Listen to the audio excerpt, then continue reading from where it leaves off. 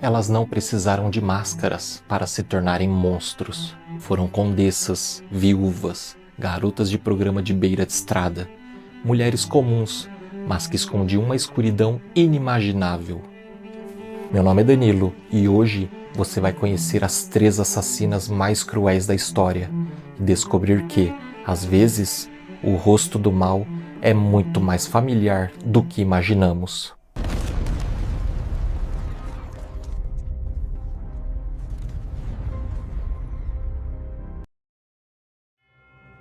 No coração da Hungria do século XVI vivia Elizabeth Bathory, uma condessa poderosa e respeitada. Mas segundo testemunhos da época, atrás das paredes de seu castelo escondia-se um pesadelo. Garotas camponesas eram atraídas com promessas de trabalho. Nenhuma delas voltava para casa. Os responsáveis por atrair essas mulheres eram os próprios criados do castelo. As histórias falam de jogos sexuais sádicos, torturas, mutilações, canibalismo e outro detalhe macabro. Dizem que Elizabeth se banhava no sangue das camponesas, pois Ana Dúrvulha, uma bruxa que a orientava, disse que preservaria sua juventude. Os corpos das vítimas eram enterrados no próprio terreno do castelo. Conforme o número de vítimas ia aumentando, já não havia mais espaço para os cadáveres, os quais começaram a ser enterrados em covas rasas, o que fizeram com que os próprios cachorros do castelo desenterrassem esses corpos para se alimentarem. Com a morte da bruxa Ana, a condessa precisava de outra confidente, e Ezri Madjarova, outra bruxa da região, começou a aconselhá-la. Disse que o sangue de mulheres virgens, nobres e de classe alta trariam mais juventude. Poucas perguntas foram feitas sobre o desaparecimento de meninas camponesas, mas as vítimas desaparecidas de classe alta provocaram preocupação. Um padre desconfiou de tantos enterros que ocorriam no castelo, e a condessa diz que se tratava de pessoas doentes ou que sofreram algum acidente doméstico. Uma investigação se iniciou e não faltaram horrores para descobrir. Apenas confirmaram fatos já conhecidos. Durante o julgamento, uma criada apresentou uma lista de 650 nomes de vítimas, escritas pela própria condessa. 2 servas foram condenadas a ter seus dedos arrancados pelo carrasco antes de serem queimadas vivas. Um servo foi decapitado e seu corpo queimado. O 4º escapou de uma sentença capital. Poucos dias depois, a bruxa foi presa, condenada e queimada. No fim, a condessa não foi executada. A nobreza a protegeu da forca, mas seu castelo se tornou sua prisão, até o dia em que morreu, isolada, em 1614. Elizabeth Bathory jamais saiu da história. Tornou-se a própria encarnação da crueldade feminina, inspirando até lendas de vampiros. No início do século XX, nos Estados Unidos, Belle Gunness parecia apenas uma viúva vivendo em sua fazenda com seus filhos. Mas sua casa se tornaria palco de uma das histórias mais perturbadoras dos Estados Unidos. Belle imigrou para os Estados Unidos em 1881, em busca de riqueza. Mas o que ela cometeu foi uma série de fraudes, crimes de seguros e assassinatos. Ela era casada com Matt Sorenso, e em 1884 a confeitaria deles e a casa foram misteriosamente incendiadas, o que fez com que eles ganhassem uma bela grana do seguro. Logo em sequência, Mads morreu de insuficiência cardíaca no dia em que as apólices de seguro iriam vencer. Acredita-se que ela tenha tido 2 filhas com Mads e que as meninas foram envenenadas na infância para que eles recebessem o seguro. Em 1902, ela se casou com o açougueiro Peter Gunness e mudou-se para a fazenda dele. Uma semana depois, a filha menor de Peter morreu e 8 meses depois foi a vez de Peter. Segundo a perícia, uma máquina de moer caiu da estante em sua cabeça. Jenny, a filha mais velha de Peter, disse para os amigos do colégio que sua madrasta havia matado seu pai, o que fez com que Belle se tornasse suspeita. Jenny foi chamada para depor, mas desmentiu o que havia falado. Belle, grávida na época, comoveu o júri e teve as acusações retiradas. Após todo esse caso, Belle contratou o capataz Raylan Fury para trabalhar na fazenda. os dois iniciaram um relacionamento amoroso.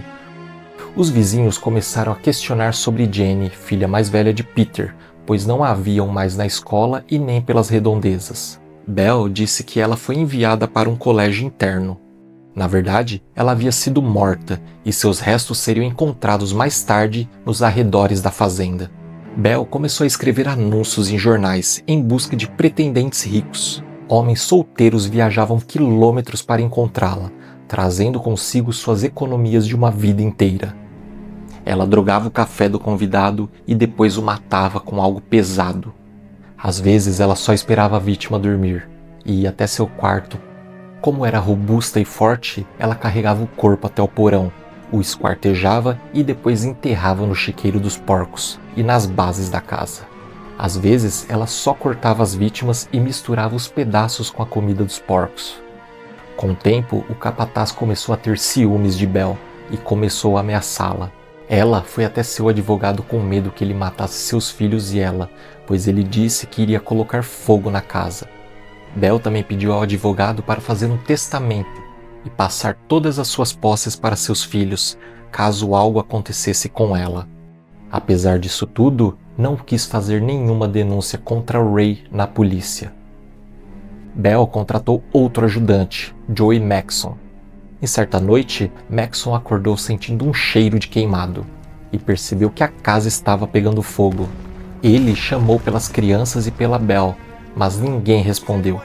Com o fogo se alastrando, ele pulou do segundo andar e correu para pedir ajuda, mas já era tarde. 4 corpos foram encontrados, sendo os 3 filhos e um sem cabeça, que seria Belle. As investigações começaram e após a análise do corpo sem a cabeça, constatou-se que a pessoa morreu envenenada e que não se tratava de Belle Gunness. O advogado contou para a polícia que Ray havia ameaçado colocar fogo na casa. Ray, sendo o principal suspeito do caso, contou tudo para a polícia. Disse como ela atraía os homens e os matava. Ele disse que ela prometeu que fugiria com ele, caso ele colocasse fogo na fazenda. Ela matou as crianças sufocadas naquela noite. E o corpo sem cabeça se tratava de uma empregada que trabalhava na fazenda, e que Belle havia já planejado matá-la para encobrir sua própria morte. Ray, após incendiar a casa, esperou Belle no local combinado, porém ela nunca apareceu. Quando a polícia começou a verificar o terreno da fazenda, encontrou o horror enterrado no quintal. Restos humanos espalhados por todos os lados. Mais de 40 vítimas foram descobertas, todos atraídos pela promessa de amor e condenados à morte. Diferente das lendas do passado, a última assassina desta lista viveu sob as câmeras de televisão. Nos anos 80, na Flórida, Aileen Wuornos levava a vida como garota de programa de beira de estrada. Aileen não estava sozinha. Desde 1986, ela vivia um relacionamento intenso com Tyria Moore. As duas formavam um par improvável. Aileen, explosiva, violenta e acostumada a sobreviver com o mínimo. Tyria, mais reservada, mas que aceitava a vida errada ao lado dela. Entre motéis baratos e noites escuras, elas compartilhavam não apenas o amor, mas também os frutos dos crimes. Os pertences dos homens mortos pagavam as diárias, a comida e a bebida. Entre 1989 e 1990, homens mortos começaram a aparecer em diferentes pontos do interior da Flórida, todos mortos por tiros de revólver calibre 22. O cerco começou a se fechar sobre Aileen no final de 1990. Ela e Tyria haviam roubado o carro de uma das vítimas. Embriagadas, se envolveram em um acidente. Assustadas, abandonaram o veículo e tentaram fugir, mas testemunhas viram as duas deixando o local. O xerife averigou que o dono do carro deixado no acidente era de Peter Sims, que estava desaparecido desde junho de 1990. O xerife ouviu as testemunhas e fez um retrato falado das mulheres. A imprensa fez a divulgação e um homem ligou para o xerife informando que as duas mulheres haviam alugado um de seus trailers no ano passado. A dona de um hotel informou à polícia que as duas trabalharam no estabelecimento meses atrás e que seus nomes eram Tyria e Susan Blahovec.